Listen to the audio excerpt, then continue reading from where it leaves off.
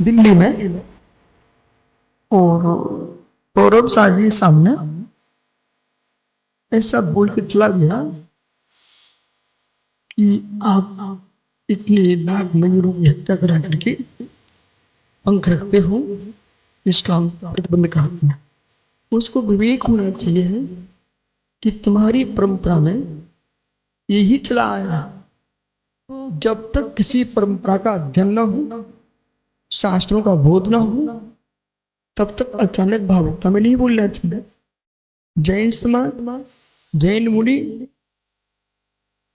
सनातन परंपरा है, अनादि अनंत परंपरा है, और मयूर का पंख मयूर की हत्या के लिए नहीं रखते, चींटी की रक्षा के लिए, प्रत्येक जीव की रक्षा के लिए। धूप से छाव, छाव से धूप में, आतिश में मार्जन करते मुद्रा, काली मिट्टी से लाल मिट्टी, लाल मिट्टी से काली मिट्टी हो जाने पर मार्जन करते मुद्रा। इसके साथ साथ कि आपको प्रकृति का भी ज्ञान नहीं है, शायद प्रकृति का ज्ञान हो जाए।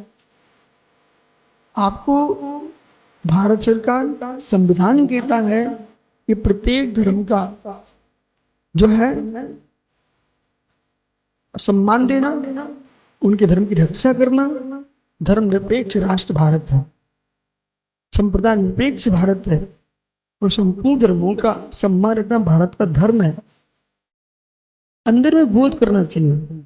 किसी पक्ष के राग में आकर के किसी ऐसा लगता है किसी व्यक्ति ने उनके कान भरे हुए हैं, और उसको सुन करके आप भावुक होकर बोल रहे हैं। आपका नाम तो अहिंसा के नाम पर है, करुणा के नाम पर है। विरोध करना है तो इतने कत्ल खानों का विरोध कीजिए, इतने जो ढाबे खुल रहे मांसाहारी, उन पर विचार करो। आपके कुटुंब वंश के लोग क्या क्या नहीं खा रहे होते, विचार करो। वो तो विचार नहीं कर रहे हैं, वो बल्कि बोल के चले गए कि मैं बंद करा के रखूंगा। आप ज्ञान होना चाहिए। आशोच और कार्तिक 2 मास में मयूर अपनी चोंच से चम पंखों को निकाल के छोड़ देता है।